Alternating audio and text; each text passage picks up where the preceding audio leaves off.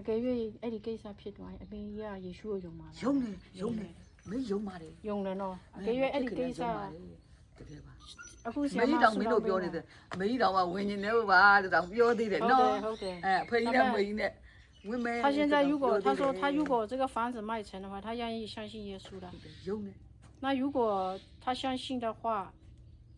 那这个事情就是他如果去到他大女儿那边的话，要叫他找教堂去做礼拜还是怎么样？这个要跟他讲一下，次序先改一下。仔细宣改一下。你相信上帝要帮你处理这件事情，他帮你处理；你不相信，也不接受上帝帮你处理，你就自己处理。你现在这个房子的事情，你自己一定是处理不了的。对他一定处理你跟他，不了你照着我一句一句这样讲，哦你跟他讲，你说我们的上帝不是这种买卖的上帝，我们的上帝不是讲条件的，就好像我们去看医生嘛，你一定医好我，我才吃你的药，医生说你回去吧，你没有相信我不给你药的啊、你相信我，我帮你把脉，我给你药啊。哦，你先跟他讲，没关系，一句一句说。你跟他讲说，我们为他祷告，就是希望上帝来帮助这件事情。你一句一句讲，先讲这个。အခုဆူတောင်းအမေကြီးကိုဆူတောင်းပေးမှာအဲ့ဒီအမေကြီးရဲ့ကိစ္စပေါ့ပြဿနာအခုကဘုရားလည်းသိတယ်လေပြီးတော့အခုကယေရှုကိုအရင်ကြည်မှာပါနော်ကြည်လိုက်ရင်လဲကြည်လိုက်ရင် तू ကအမေကြီးတို့ရဲ့ကိစ္စတော့ဖြေရှင်းပြီးမှာဒါပေမဲ့အတိကပတ်စံမဟုတ်ဘူးပြောအတိကတော့ယေရှုပြောတာ ဟုတ်ပါတယ် သူကဖေရှင်းပေးတဲ့ဖခင်သူကသာဝရအသက်ပေးနိုင်တဲ့ဖခင်သူကဗာလဲသူ့ကိုယုံရင်ကောင်းကင်နိုင်ငံသွားလို့ရတယ်ပြီးကြတော့ဝိညာဉ်မတည်ဘူးသာဝရအသက်ရှိတယ်အနာချင်းနဲ့မရှိသေးချင်းနဲ့မရှိဖခင်နဲ့အတူတကွသာဝရအသက်ရှိတယ်ကောင်းကင်နိုင်ငံမှာအဲ့ဒါပြောတာဒါကြောင့်မလို့အခုအမေကြီးကအရေးကြီးဆုံးကယေရှုပဲလဲရမှာယေရှုပဲလဲတော့အဲ့ဒီရုပ်တုတွေကိုးကွယ်လို့မရဘူးအမေကြီးနားလဲတယ် ဘုရားကိုရုပ်တုကုတ်ကဲမရဘူး မရရုပ်တုတွေကိုးကွယ်ရမလို့ မရဘူးမလို့တော့ဘူးမင်းတို့လည်းဆူတောင်းသွားတော့မှာ ဆူတောင်း သိတယ်လေမင်းတို့ ဝိညာဉ်ဟုတ်တယ်ဆိုတော့ तू ကအကြီးတယ်နော် ရှိပြီဖယ်ပြီးတော့လောက်ပါ ဟုတ်တယ်သူ့ကိုဖယ်ပြီးမှယေရှုပဲလဲ လက်ရမှာဟုတ်တယ် အဲ့ဒါအမေကြီးကလဲရင်ဖခင်ကပြင်ဆင်ပေးမှာပတ်စာဆို तू ကပြင်ဆင်ပေးမှာဒါပေမဲ့အခုစိတ်ထဲမှာယေရှုအတိကထားမှာဒါပြောတာဆရာ ဟုတ်တယ် 他说什么？所以我现在讲的就是你现在要先回转向耶稣的你这些财务的问题是其次的因为这个不难对上帝来说但是你现在就是你如果信了耶稣你就不可以去拜偶像你要回转回向耶稣但是对那对的话我就说好他就讲这样我说那你第一个就是要把神放在第一位了对，那你的这些剩下的问题不是这么重要了我就这样跟他讲你跟他讲，我们在走路的时候啊，上帝是我们的前面，我的财务、我的儿女、我的健康都是在我的后面，所以我跟着上帝走，我的后面的上帝保护，如果我把我的儿女、我的财富、我的一些这些东西全部放在我的前面，那这些东西一定是阻挡我跟着上帝走。为什么？因为上帝最大。如果我把这些东西摆在我的前面，我就跨不过去了。为什么？因为钱欠很多，儿子问题很多，还有我的年纪这么大，对，所以所有的都成为我来跟随上帝的拦阻。所以现在就是他如果愿意要来经历上帝，就像你刚刚讲的回转。以前我们是向着钱，是向着我的问题，现在你转过来了，耶稣、上帝就是在我的前面，我跟上帝之间没有任何距离。那人如何没有距离呢？那个等一下我先，你再讲，你先把这个钱啊、财务啊、债务啊、健康啊、儿女摆在他的后面，然后他要跟随耶稣，他确定了我们来祷告，然后再跟他讲，我们跟上帝和好的这个部分需要耶稣。先讲上帝这个。ဒါကြောင့်လို့ဆရာမအခုပြောတာအခုလမ်းလျှောက်တယ်ဆိုပါဆိုဖခင်ကရှေ့မှာအမေကြီးကဖခင်ရဲ့နောက်မှာသားသမီးကနောက်မှာအဲ့ဒီပြဿနာတွေအဲ့ဒီပစံပိုင်းဆိုင်ရာပြဿနာတွေဒီအဲ့ဒီအိမ်ကပြဿနာတွေအမေကြီးရဲ့နောက်ဖက်မှာရှိမှာပေါ့ ဟုတ်တယ် အမေကြီးရဲ့ရှေ့မှာဖခင်ရှိပြီအဲ့ဒါဆိုရင်လွယ်သွားပြီဒါပေမဲ့အမေကြီးကကလေးကိစ္စကိုအရှိကိုရဲ့ဒီအပေါ်မှာထားရင်တော့ခတ်မယ်ကိုကမဖြေရှင်းနိုင်ဘာလို့လဲဆိုဒါသမီးကိစ္စတွေအမျိုးမျိုးလာမှလည်းနော် ကိုကလည်းအသက်ကြီးပြီ တကြီးပြီ မတတ်နိုင်ဘူး ဟုတ်တယ်မတတ်နိုင်ဟုတ်တယ် မတတ်နိုင်ဘူးအဲ့ဒါကြောင့်မလို့သူတို့ကအမေကြီးရဲ့နောက်မှာဖះကအရှိမှာလို့ပြောတာ 他怎么样讲 OK 他然后你再跟他讲一个就是圣经讲的圣经说钱跟上帝它不会是在一起因为不是属马拿就是属上帝马拿永远跟上帝站对面所以他的钱财如果没有摆在他的后面他的前面如果跟着耶稣跟着上帝走一走又往回头看这个叫做不忠心你跟他讲忠心要忠心到底上帝要给我们最好的然后等一下再跟他讲救恩就是要确定这件事情就是不是因为我知道上帝要帮我解决财务问题所以我现在好啦我跟着走你要跟他讲说如果你真正相信上帝会不管用什么的方式这件事情他会帮助他平安那他的方式很多种嘛但是你要忠心跟到底那因为钱跟神这件事情绝对它是不是摆在一起的钱是在你的后面上帝是在你的前面ဒါကြောင့်လို့ဆီယမရဲ့အခုပြောချင်တာအမေကြီးကဖះနောက်တကယ်လိုက်မလား အေးတကယ်ဒီဟာဖြစ်သွားရင်ရုပ်ပြီးလိုက်မယ် ဟုတ်အဲ့ပတ်စံကဖះနဲ့ပတ်စံပါမဟုတ် မဟုတ်ဘူးဟုတ်တယ် ဖះကအရာရာတူတတ်နိုင်တယ် ဟုတ်တယ်ဟုတ်တယ်ဟုတ်တယ် ဒါကအခုဆရာကျမတို့ပြောတာဟာအတိကအမေကြီးစိတ်ရဖះနဲ့ဖះစီရောက်မှာ ဟုတ်တယ် အတိကစိတ် စိတ် ဖះစီရောက်မှာဖះနဲ့အတူတူ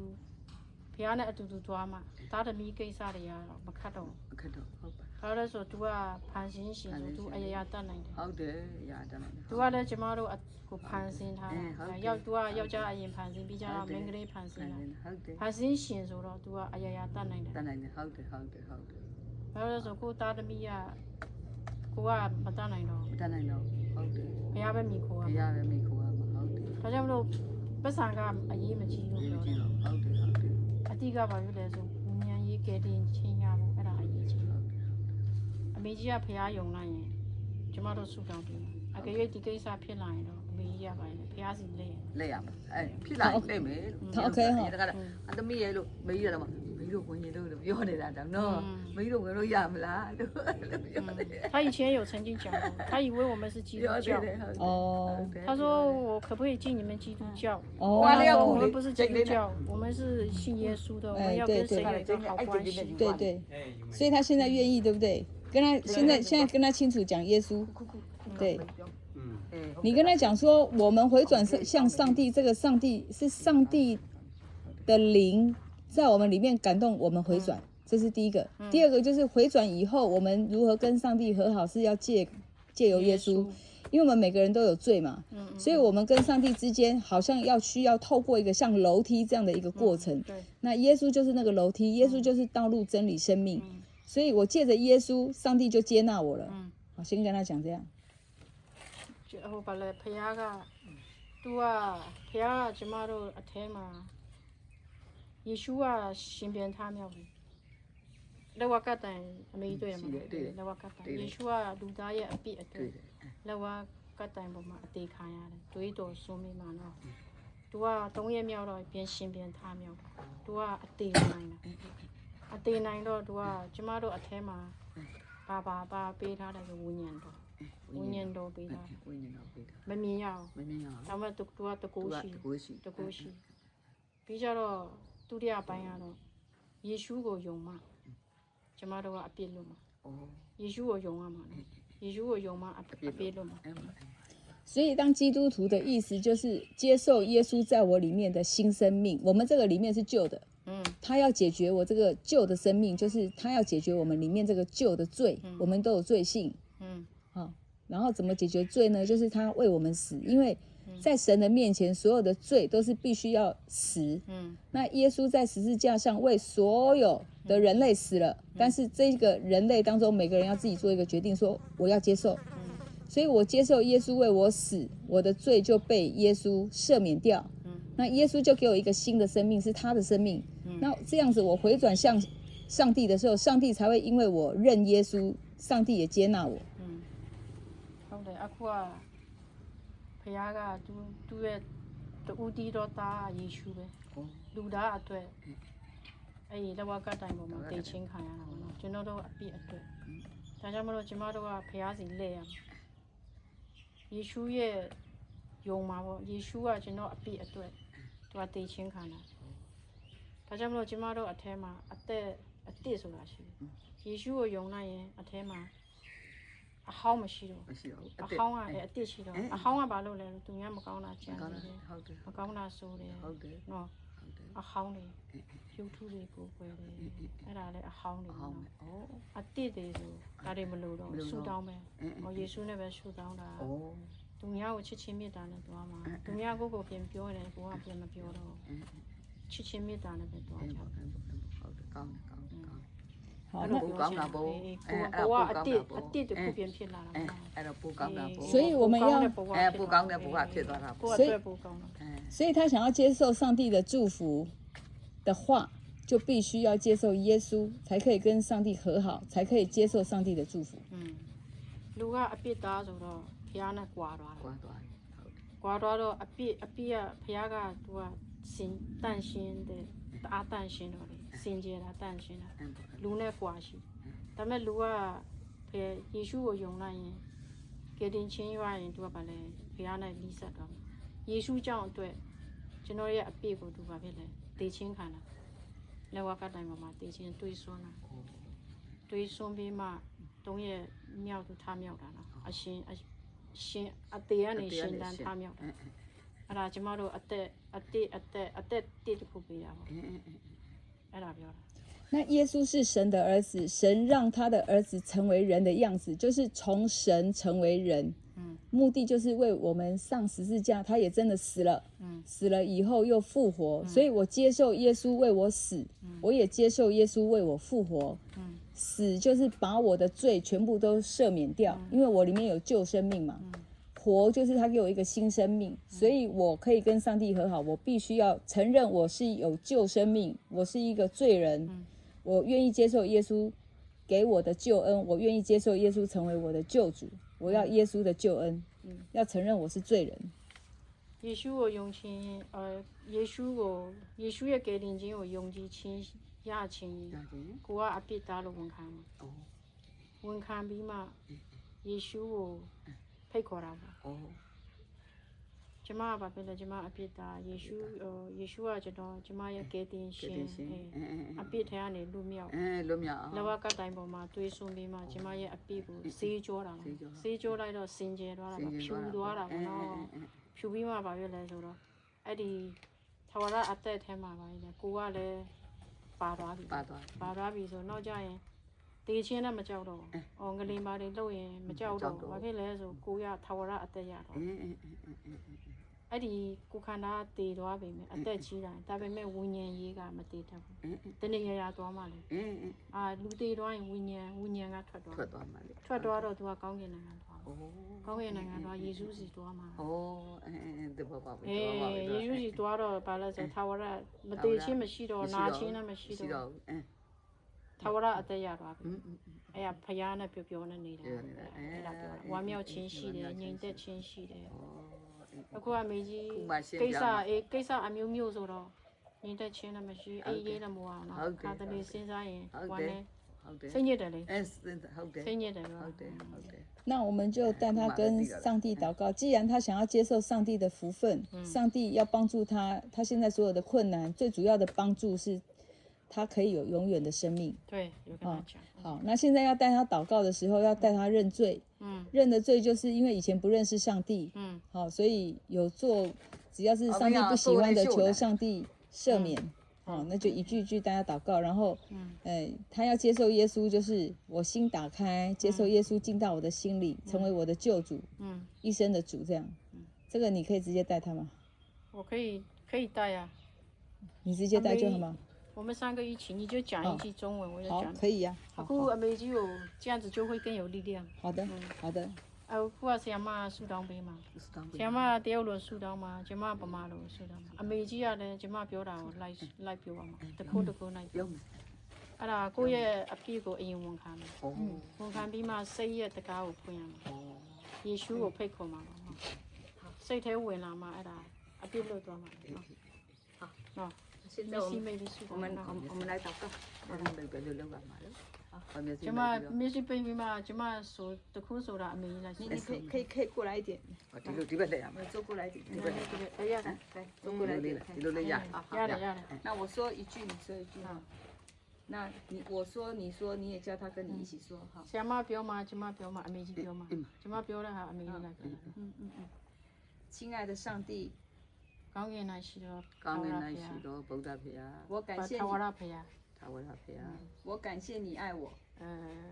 ချစ်ချင်းဖေယာတခင်ရဲ့ချစ်ချင်းမေတ္တာကိုကျေးဇူးတင်ပါတယ် ဖေယသခင်ရဲ့ချစ်ချင်းမေတ္တာကိုကျေးဇူးတင်ပါတယ် 我今天听到救恩， ဒီနေ့ကေတင်ချင်းအကြောင်းနားထောင်ရတယ် ဒီနေ့ကတိရှင်အကြောင်းနားထောင်ရတာ 我愿意接受救恩， ကေတင်ချင်းကိုလည်းဝန်ခံ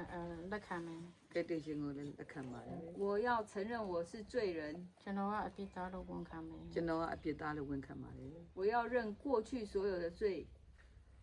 အရင်တော့ကအပြစ်တွေရှိတယ်ကျွန်တော်လည်းဝန်ခံတယ် အရင်တော့ကအပြစ်တွေရှိရတယ်ကျွန်တော်လည်းဝန်ခံပါတယ် 我要打开我的心， အခုစိတ်တကားကိုဖွင့်ဟပြီး အခုစိတ်တကားကိုဖွင့်ဟပြီး 我要接受耶稣的赦免， ယေရှုရဲ့ကေတင်ချင်းကိုလက်ခံပါမယ် ယေရှုရဲ့ကတိခြင်းကိုလက်ခံပါတယ် 我相信耶稣为我死， ယေရှုကကျွန်တော်အပြစ်အတွက်တည်ချင်းခံတာကျွန်တော်ယုံကြည်ပါတယ် ယေရှုရဲ့ကျွန်တော်အပြစ်ခံရင်ကိုယုံကြည်ပါတယ် 我的罪就得赦免。 ဝန်ခံယေရှုကိုလက်ခံရင်ကျွန်တော်ရဲ့အပြစ်ကကင်းလို့ခြင်းရတယ် ယေရှုရဲ့လက်ခံလို့ရှိရင်ကျွန်တော်ရဲ့အပြစ်တွေ 我相信，我相信耶稣3天死而复活， ယေရှုကတည်ချင်းမှ3ရက်မြောက်မှရှင်ပြန်ထမြောက်ကျွန်မယုံကြည်ပါတယ် ယေရှုရဲ့တည်ခြင်း၃ရက်မြောက်ရှင်သန်ထမြောက်မှ ရှင်ပြန်ထမြောက်ကျွန်တော်ယုံကြည် ယုံ ပါ ကြည်ပါတယ် 耶稣复活，我也复活。 ယေရှုထမြောက်ယေရှုထမြောက်ခြင်းရှိတယ်လို့ကျွန်မလည်းရှိပါတယ် ယေရှုထမြောက်ခြင်းရှိတယ်ကျွန်တော်လည်းထမြောက်ခြင်းရှိပါတယ် 现在我要打开我的心， အခုကျွန်မရဲ့စိတ်တကားကိုဖွင့်မယ် အခုကျမရဲ့စိတ်တကားကိုဖွင့်ပါမယ် 然后把你的手放在心上， လက်ကိုစိတ်ထဲမှာပြင် 好，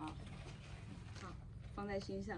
现在我打开我的心， အခုကျွန်မရဲ့စိတ်တကားကိုဖွင့်မယ် ကျမရဲ့အခုစိတ်တကားကိုဖွင့်မယ် 请耶稣进到我的心里， ယေရှုကိုဖိတ်ခေါ်ပါတယ်ကျွန်မစိတ်ထဲဝင်လာပါ ယေရှုကိုဖိတ်ခေါ်ပါတယ်ကျမစိတ်ထဲဝင်လာပါစေ 成为我的救主， ကျွန်တော်ရဲ့ကယ်တင်ရှင်ဖြစ်ပါစေ ကျွန်တော်ရဲ့ကယ်တင်ရှင်ဖြစ်ပါစေ 成为我一生的主宰。 ကျွန်မဘဝတစ်လျှောက်လုံး ကျွန်မဘဝတစ်လျှောက်လုံး လမ်းပြပေးပါ လမ်းပြပေးပါ 从现在开始， အခုမှစရည် ခုမှစ၍ 耶稣是我一生的依靠。 ယေရှုတင်ကျွန်မရဲ့ဘဝတစ်လျှောက်လုံးညီကိုတော့ပြပေးပါတယ် ယေရှုသည်ကျမရဲ့ဘဝတစ်လျှောက်လုံးမိကိုအားထားသောဖြစ်ပါတယ် 我相信有一天我离开人世间，会到上帝那里去。 ကျွန်မယုံကြည်ပါတယ်တကယ်ရဲ့ကျွန်မ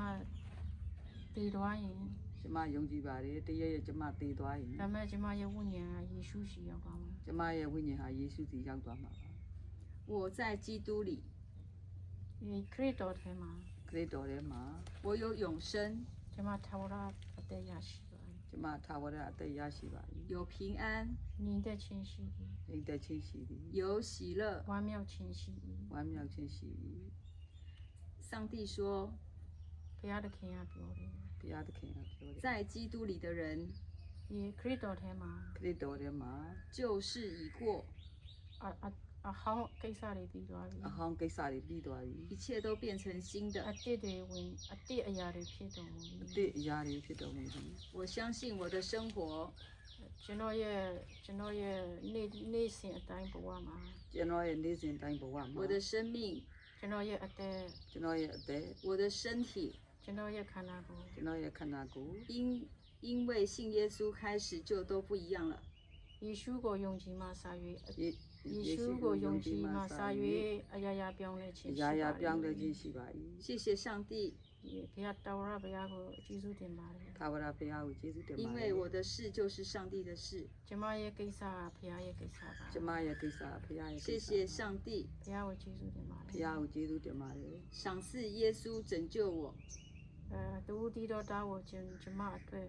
တူဒီတော်တာကို အ ကျ သက် မ ဆွလို့ခြင်းပေးတာကို အ ကျေး သက် ဇူး ဆု တင် လို့ ပါတ ခြင်း ယ် ပေးတာကိုကျေး 从 ဇူးတင် 现 ပါတ 在 ယ် 开始， အခုမှစာ၍ ခုမှစ၍ 我不再是一个人， တယောက်တည်းမဟုတ်တော့ပါဘူး တယောက်တည်းမဟုတ်တော့ပါဘူး 是耶稣住在我的心里 ယေရှုကကျမရဲ့စိတ်ထဲမှာရှိပါတယ် ယေရှုရဲ့ကျမရဲ့စိတ်ထဲမှာရှိပါတယ် 做我一生的帮助 ကျမဘဝတစ်လျှောက်လုံးယေရှုကလမ်းပြပေးပါ ကျမဘဝတစ်လျှောက်လုံးယေရှု 谢谢耶稣 ယေရှုကိုကျေးဇူးတင်ပါတယ် ယေရှုကိုကျေးဇူးတင်ပါတယ် 祷告奉耶稣的名 ယေရှုနာမနဲ့ ယေရှုနာမနဲ့ ဆုတောင်းလိုက်ပါတယ် ဆုတောင်းလိုက်ပါတယ် အာမ 阿 င် 门 门阿门你给他你为他做祝福祷告吧为他 可以 祝福祷告用中文了吧用缅文就可以了他听得懂的为他做祝福祷告ကောင်းဝင်ပုံနဲ့ရှိတော့ထာဝရဘုရားအမေကြီးကိုဘုရားလေးလက်ထက်နဲ့အနန္တပါတယ်အခုဘုရားအမေကြီးအဲ့ဒီကိစ္စအမျိုးမျိုးသမီးရဲ့ကိစ္စအိမ်ကိစ္စဘုရားတခင်အမေကြီးကိုကောင်းချီးမင်္ဂလာပေးပါအမေကြီးရဲ့စိတ်ကိုဘုရားစီလဲလာပြီးမှဘုရားယေရှုကဘုရားအမေကြီးရဲ့ထာဝရအသက်ကိုပေးခြင်းနဲ့အဲ့ဒီဝိညာဉ်ကယ်တင်ခြင်းရရှိသွားတဲ့ချိန်ဘုရားခရစ်တော်ကိုတိုင်းအမေကြီးရဲ့ဘဝတစ်လျှောက်လုံးကိုလမ်းညွှန်ပြပေးပါအဲ့ဒီ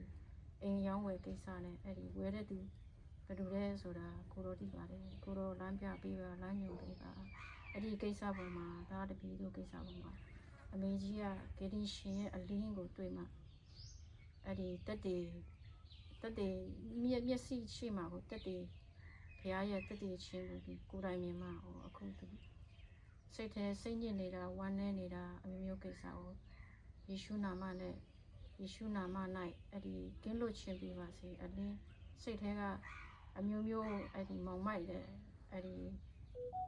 နောက်ဆက်တွေယေရှုနာမရဲ့အလင်းနဲ့ယေရှုနာမရဲ့အလင်းနဲ့အဲ့ဒီမောင်မိုက်တဲ့အရာတွေကိုလင်းပါစေယေရှုနာမနဲ့ဆုတောင်းပေးကြပါတယ်ဗျာအာမင် 阿门。你跟他讲说，刚刚的祷告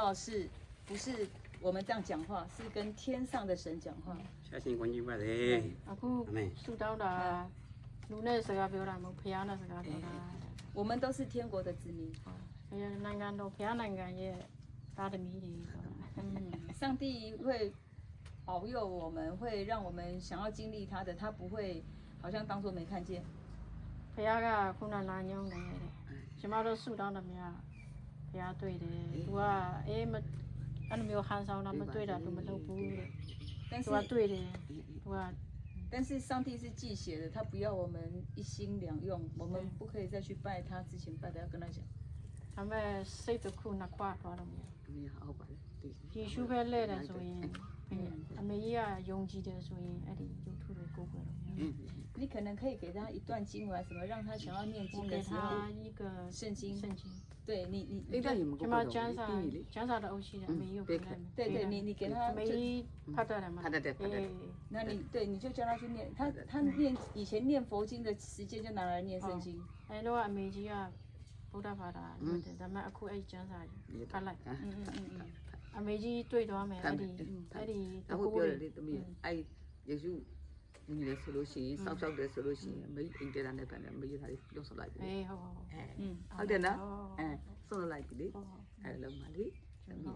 他的意思就是说，如果他读了经，他的问题得到解决，他就把那些丢掉，他就把他家里面拜的那些。哦，对对，但是现在先不丢也 တဲ့ 没 တိုင်း 关 နဲ့ 系 တပြိုင်လူတွေစိတ်ကိုဟိုပြလိုက်မလေးအဲ့ဒါမျိုးယေရှုကိုပဲကိုယ်ခက်လိုက်တော့မယ်နော်ဆူတောင်းလိုက်တော့မယ်လေ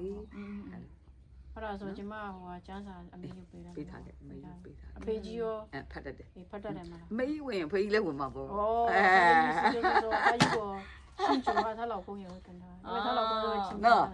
အဲ့လိုလေဟုတ်တယ်မလားအဲ့လိုပေါ့ 我们来合照一 အဲ့ 下。 ဒါမှညီလူညီမြ 哎不，哎不，အဲ့ဒါဆိုရင်တအိမ်ထဲပြီးသွားပြီလေ တိတ်နဲ့အဲ့ဒါမှဖြစ်